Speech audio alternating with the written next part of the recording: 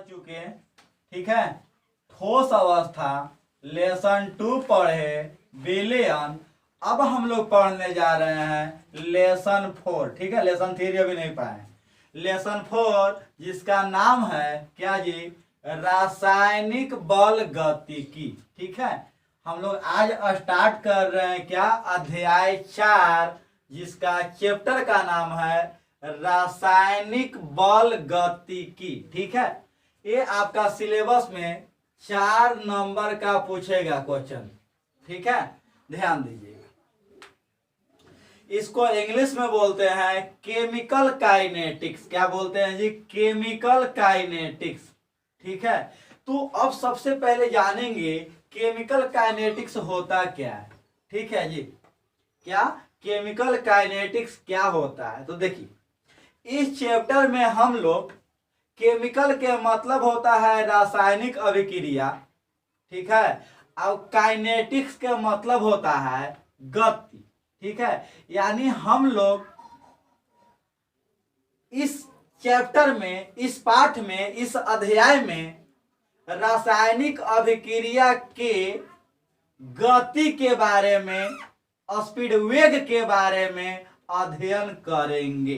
क्या जी, रासायनिक अभिक्रिया के वेग, इस चैप्टर में रासायनिक अभिक्रिया के वेग के बारे में अध्ययन करेंगे कि कोई अभिक्रिया कितने वेग से संपन्न हो रही है, इसके बारे में हम लोग क्या करेंगे, इस चैप्टर में बात करेंगे, ठीक है। तो अब हम लोग देखेंगे इंट्रोडक्शन, परिचय देखेंगे रासायनिक बलगतिकी क्या होता है। ध्यान दीजिए, कहता है रासायनिक अभिक्रियाओं के वेगो, देखिए कोई भी रासायनिक अभिक्रियाओं के वेगों या दरों, उन्हें प्रभावित करने वाले कारकों तथा उनकी क्रियाविधियों के सैद्धांतिक तथा प्रायोगिक अध्ययन को रासायनिक बलगतिकी कहते हैं।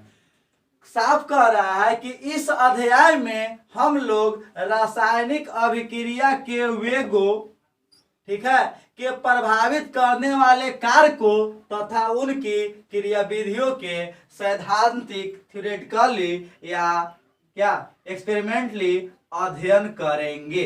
सैद्धांतिक या प्रायोगिक क्या अध्ययन करेंगे। जैसे मान लीजिए कोई भी अभिक्रिया है, हम लोग जानेंगे कि कोई अभिक्रिया कितने दर से हो रही है और इसका जो वेग है क्या क्या चीज पर डिपेंड करता है, इसके वेग के प्रभावित करने वाले कारक कौन कौन है, सभी इस पाठ में हम लोग पढ़ेंगे, ठीक है। तो यहां ध्यान दीजिएगा। तो हम लोग का यही अध्याय 4 है। आपका कितना नंबर का सिलेबस में 4 मार्क्स का पूछा जाएगा, ठीक है। तो रासायनिक बलगतिकी क्लियर हुआ, किसे कहेंगे, क्या है, रासायनिक अभिक्रियाओं के वेगों, ठीक है। कोई भी रासायनिक अभिक्रिया का वेग या दरों के उन्हें प्रभावित करने वाले कारकों तथा उनकी क्रियाविधियों के सैद्धांतिक तथा प्रायोगिक अध्ययन को क्या कहते हैं, रासायनिक बलगतिकी कहते हैं। यानी रासायनिक बलगतिकी में हम लोग क्या रासायनिक अभिक्रिया के वेग के बारे में अध्ययन करेंगे तथा उन्हें प्रभावित करने वाले कारकों के बारे में भी क्या करेंगे, अध्ययन करेंगे।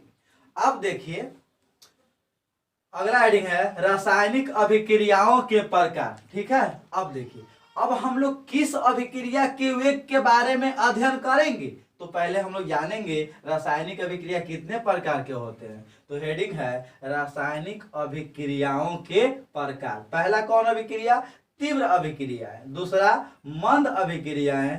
तीसरा मध्य मदर अभिक्रिया है। देखिए तीव्र अभिक्रिया किसे कहते हैं, वैसी अभिक्रिया जिसका वेग क्या तीव्र गति से संपन्न होती है, वैसी अभिक्रिया को क्या कहते हैं, तीव्र अभिक्रिया कहते हैं। तो आप ही बताइए तीव्र अभिक्रिया इतना जल्दी होता है, इतना जल्दी होता है कि उसके हम लोग वेग के बारे में स्टडी नहीं कर पाते हैं, क्योंकि पता ही नहीं चलता कि कब क्या होगा, प्रोडक्ट कब वह उत्पाद में बदल जाएगा, ठीक है।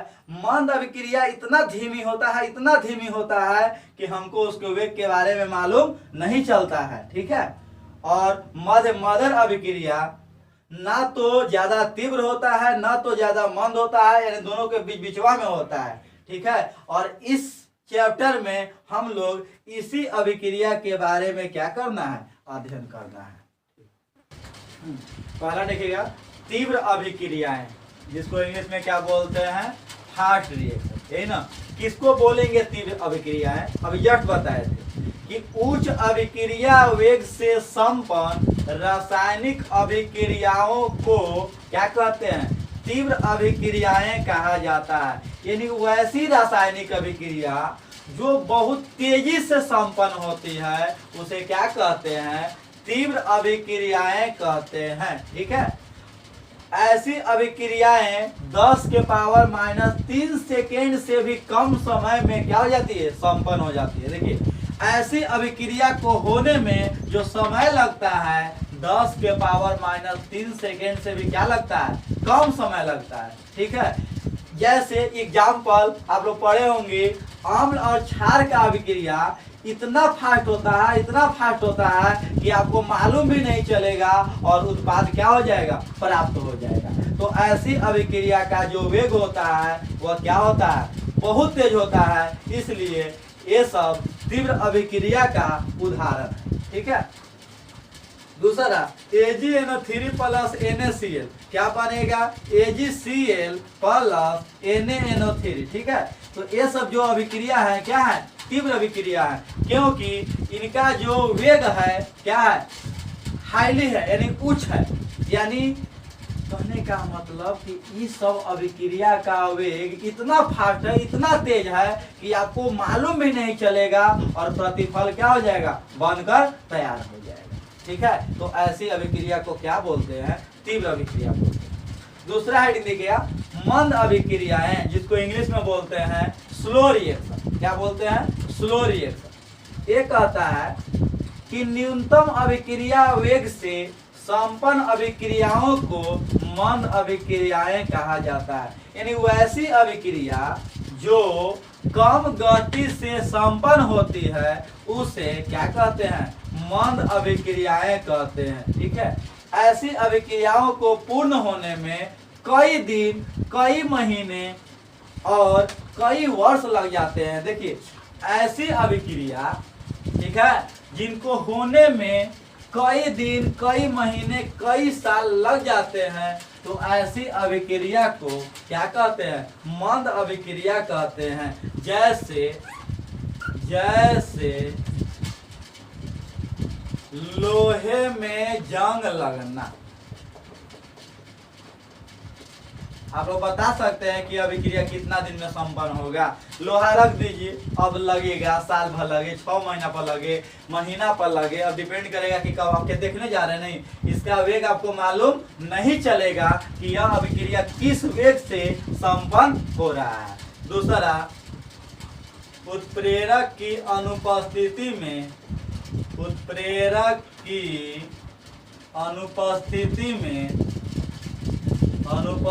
में H2 तथा O2 की अभिक्रिया। ठीक है, अब इस अभिक्रिया के भी मालूम हमको नहीं चलेगा। अगर उत्प्रेरक नहीं देंगे तो H2 और O2 कब अभिक्रिया करेंगे, इसके बारे में कुछ कहा नहीं जा सकता है। तो ऐसी अभिक्रिया को हम लोग क्या बोलते हैं, मंद अभिक्रिया कहते हैं। अब देखिएगा मध्य मदर अभिक्रियाएं, तीसरा नंबर, यही ना जी। तो ऐसी अभिक्रियाएं का दर सामान्य प्रायोगिक विधियों द्वारा सुगमता पूर्वक निर्धारित की जाती है। देखिए ऐसी अभिक्रिया का जो दर होता है हम लोग उसको क्या, मेजरमेंट माप सकते हैं। ठीक है, सुगमता पूर्वक बता सकते हैं कि यह जो अभिक्रिया है किस गति से संपन्न हो रहा है, कितना वेग से हो रहा है, इसको हम लोग प्रायोगिक का अध्ययन कर सकते हैं, देख सकते हैं, बता सकते हैं। तो ऐसी अभिक्रिया को क्या कहते हैं, मध्य मदर अभिक्रियाएं कहते हैं। और ऐसी अभिक्रियाओं का अध्ययन रासायनिक बलगति में किया जाता है। यानी इस अध्याय में हम लोग केवल मध्य मदर अभिक्रिया के ही बारे में, मध्यमदर अभिक्रिया के ही बारे में क्या करेंगे, अध्ययन करेंगे, क्योंकि मध्यमदर अभिक्रिया के वेग के ही मापा जा सकता है, जबकि मंद अभिक्रिया और तीव्र अभिक्रिया के वेग के मापना संभव नहीं है, क्योंकि तीव्र अभिक्रिया इतना तीव्र होता है, इतना तेजी से होता है कि मापते मापते क्या करेगा, प्रतिफल में बन जाएगा। इसलिए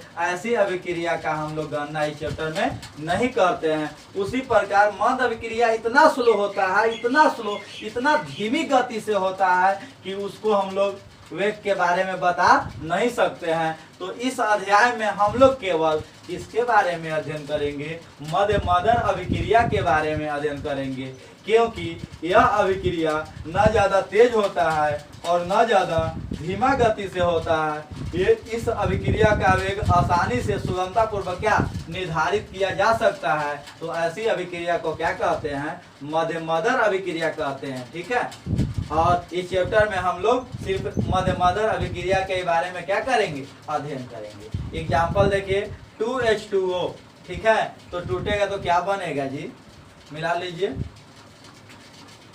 देखिए 2H2O तोड़ेंगे तो 2 कितना हो जाएगा, 2 दूनी 4 सही है, 2 और 2 क्या बनेगा, H2O प्लस O2। तो ये जो आपका है क्या है, मध्यमदर अभिक्रिया का एग्जाम्पल है।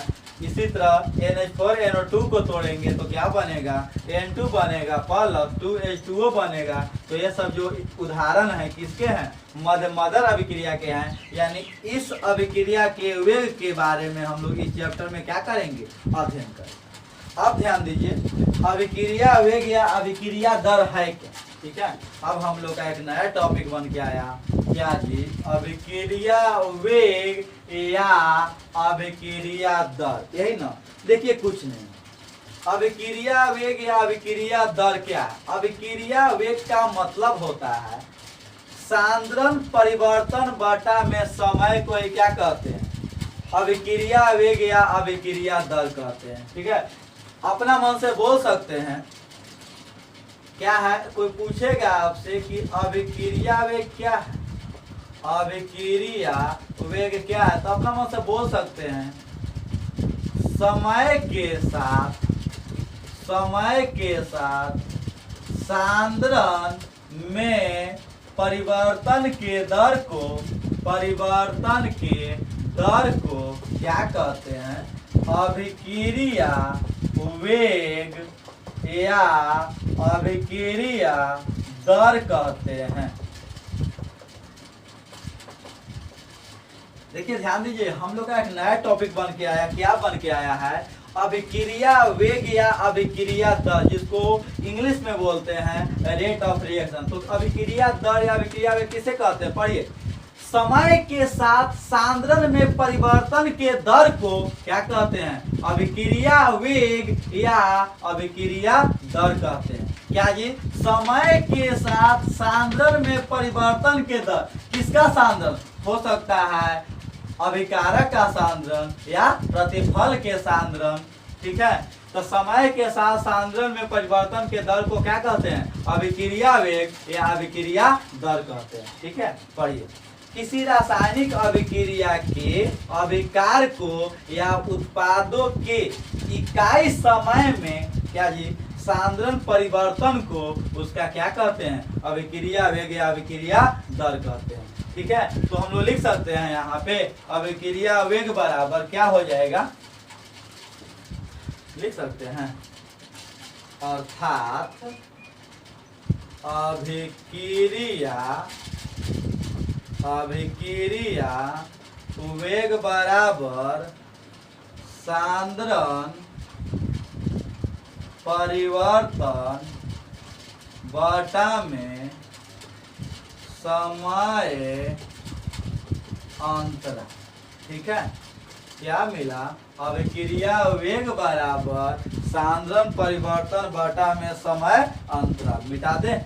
अब यहाँ से हम लोग बात करना चाहें कि इसका अभिक्रिया वेग का मात्रक क्या होगा, तो बता सकते हैं, लिख सकते हैं, अभिक्रिया वेग के मात्रक कितना हो जाएगा, अभिक्रिया वेग का अगर मात्रक हम लोग जानना चाहें तो लिख सकते हैं, कितना हो जाएगा इसका, हो जाएगा अभिक्रिया वेग के मात्रक जानना चाहें हम लोग ये तो लिख सकते हैं, सांद्रण का होता है मोल लीटर इनवर्स, समय का कितना टाइम इनवर्स, तो कितना हो जाएगा mole litre inverse time inverse, अर्थात क्या मिला, अभिक्रिया वेग के मात्रक बराबर अभिक्रिया वेग के मात्रक कितना हो जाएगा, अभिक्रिया वेग के मात्रक बराबर मोल लीटर इनवर्स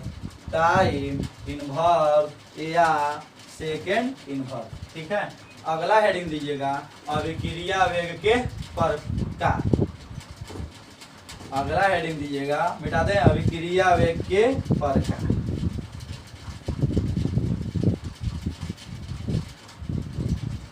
अगला हेडिंग दीजिएगा अभिक्रिया वेग के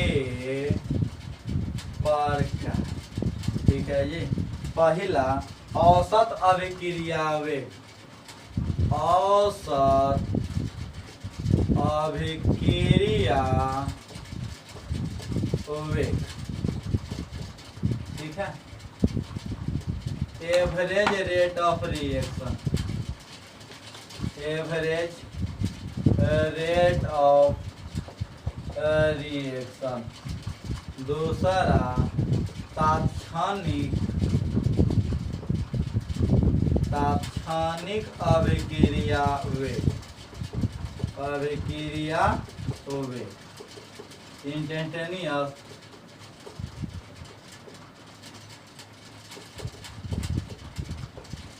rate of, instantaneous rate of reaction, rate of reaction. ठीक है, अब हम लोग हेडिंग देंगे पहला नंबर औसत अभिक्रिया वेग, मिटा दे, क्या हेडिंग देंगे हम लोग, आप लोग थर्ड नंबर हेडिंग देंगे हम लोग अब औसत अभिक्रिया वेग, औसत अभिक्रिया वेग। ठीक है, ऐसे अगर जानना है तो पहले जान लीजिए किसको बोलते हैं औसत अभिक्रिया वेग और किसको बोलते हैं तात्क्षणिक अभिक्रिया वेग। अब बोलते ना कि औसत बताइए और तात्क्षणिक बताइए। औसत का मतलब कि मान लीजिए अभी अभिक्रिया वेग 5 सेकेंड पे कॉन्सेंट्रेशन कुछ था, फिर 10 सेकेंड पे कॉन्सेंट्रेशन कुछ हो गया, तो पूछेगा कि औसत अभिक्रिया वेग बताइए। तो सपोज करिए यहाँ पे कॉन्सेंट्रेशन 5 था, यहाँ पे 15 था, तो क्या करेंगे 15 माइनस 5 बटा में 10 माइनस 5 कितना, 5 कितना आ गया 3। कहने का मतलब कि जिसमें समय अंतराल दिया रहता है कि इतना से इतना सेकंड में इतना हो जाता है, तो ऐसे को हम लोग क्या बोलते हैं औसत अभिक्रिया वेग बोलते हैं। लेकिन कभी कभी देखे होंगे पूछेगा कि जस्ट 2 सेकंड पर एक्यूरेट बताइए कि अभिक्रिया वेग कितना होगा, यानी एकदम जिस क्षण पे बोलेगा उसी क्षण पे बताना होता है, तो उसे कहते हैं तात्क्षणिक अभिक्रिया वेग। बोलेंगे 2 सेकंड पर बताइए कि एकदम रियल अभिक्रिया वेग कितना था, तो उसको बोलेंगे क्या तात्क्षणिक अभिक्रिया वेग।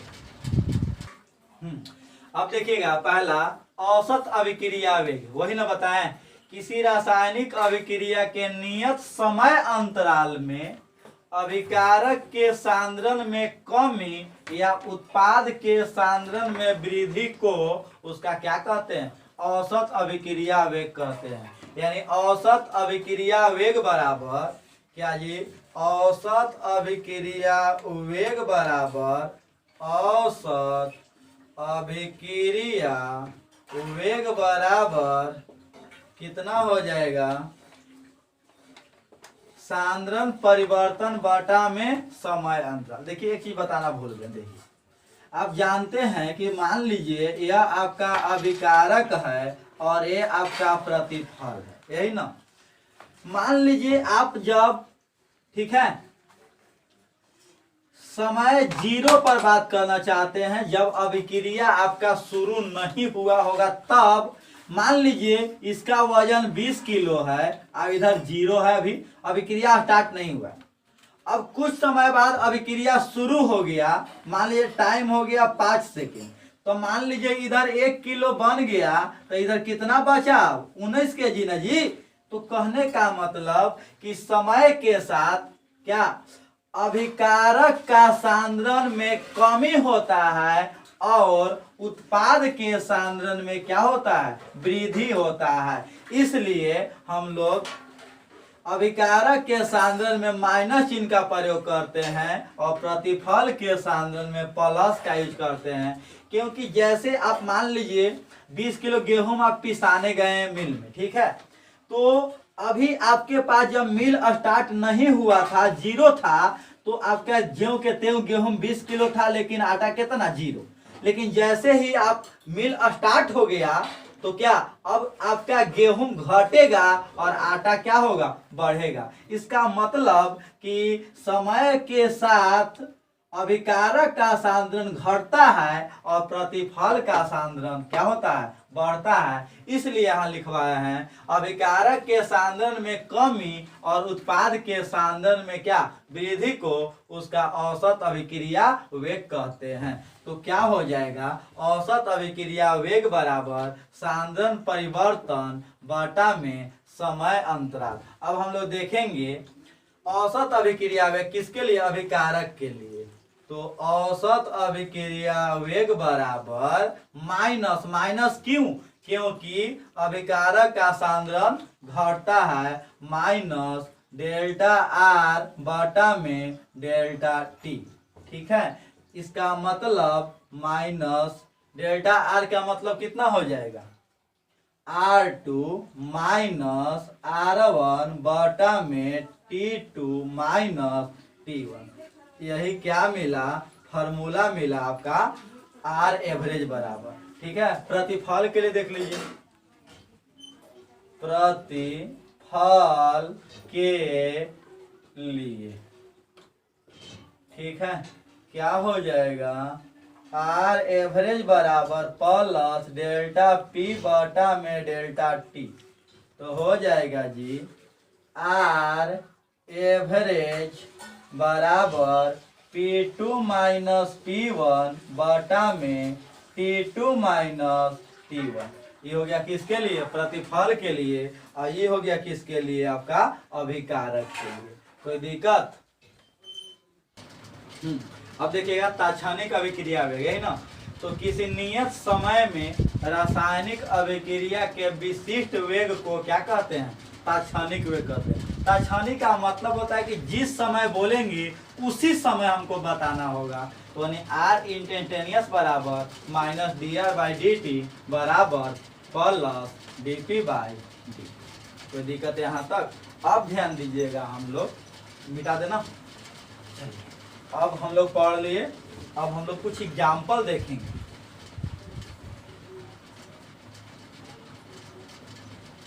देखिए एग्जाम, ठीक है, मान लीजिए माना अभिक्रिया ए से बी हो रहा है जी। क्या हो रहा है? ए से बी हो रहा है ना। तो आप लोग लिख सकते हैं अभिकारक ए के अभिक्रिया वेग या अभिक्रिया दर बराबर कितना हो जाएगा? Minus D A by D T. बोले ना क्या? अभिक्रिया वेग बराबर सांद्रण परिवर्तन बटा में क्या? समय अंतराल। कोई दिक्कत? नोट कर।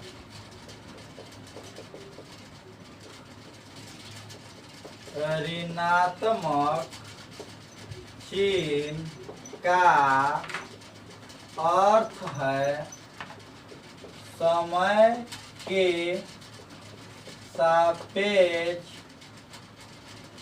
समय के सापेक्ष ऋणात्मक चिन्ह का अर्थ है समय के सापेक्ष अभिकारक का सांद्रण, अभिकारक का सांद्रण क्या हो रहा है? घट रहा है, घट रहा है।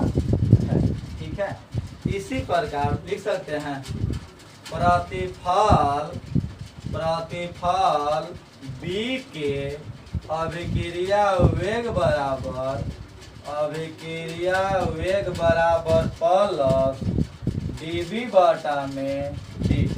ठीक है, फिर नोट करके लिख सकते हैं धनात्मक चिन्ह का अर्थ है समय के सापेक्ष प्रतिफल का सांद्रण क्या हो रहा है, बढ़ रहा है। अतः अभिक्रिया वेग बराबर कितना हो जाएगा, माइनस da/dt बराबर प्लस क्या जी, dv/dt।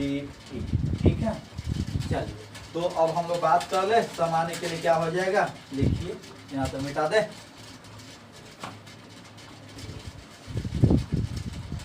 अब हम लोग बात कर लेते हैं जनरल, जो हम लोग हमेशा यूज करेंगे। अब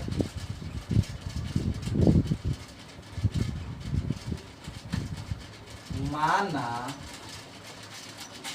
सामान्य अभिक्रिया क्या है, अल्फा ए बीटा बी, ठीक है, गामा सी और डेल्टा डी है। ठीक है जी, तब अभिक्रिया वेग बराबर देखिए, एक के पहले कितना है, अल्फा, तो यहाँ लिखेंगे कि अभिकारक है प्रतिफल है, तो यहाँ लिखेंगे माइनस 1/अल्फा, जो पहले रहेगा उसको बटा में डाल देंगे, इंटू da/dt बराबर माइनस 1/बीटा dv/dt बराबर प्लस 1/गामा dc/dt बराबर प्लस 1/डेल्टा dd/dt। यही है आपका क्या जी, जनरल अभिक्रिया में। ठीक है, एग्जाम्पल देखिए,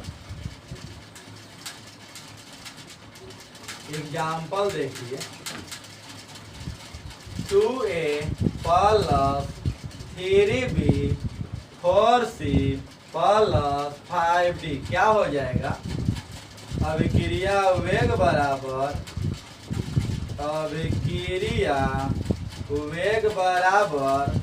माइनस 1/2 da/dt बराबर माइनस 1/3, जितना भी बी के अभिकारक के पहले बटा में डाल देंगे माइनस लगा के, dv/dt बराबर माइनस प्लस 1/4 dc/dt बराबर प्लस 1/5 dd/dt। इसी प्रकार एक और एग्जाम्पल देख लीजिए, दूसरा एग्जाम्पल देख लीजिए, क्या हो जाएगा, 2a से 3b प्लस 4 क्या हो जाएगा, अभिक्रिया वेग बराबर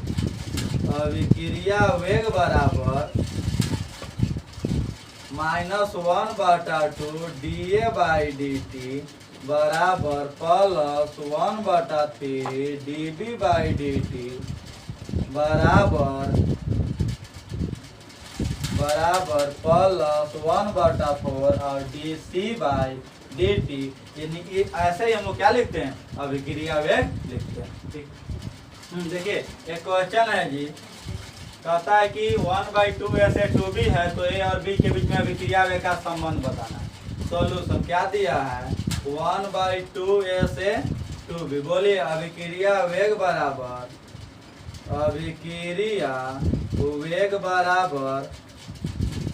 माइनस 1/1/2 इंटू da/dt बराबर प्लस 1/2 इंटू dv/dt।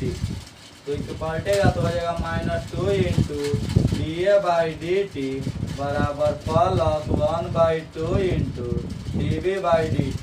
2 दूनी 4 हो जाएगा, -dA/dt इक्वल टू +1/4 और dB/dt। कौन आंसर हो जाएगा? -dA/dt +1/4 न जी, -dA/dt, ठीक है, +1/4 और dB/dt। आंसर कौन हो जाएगा? ठीक है।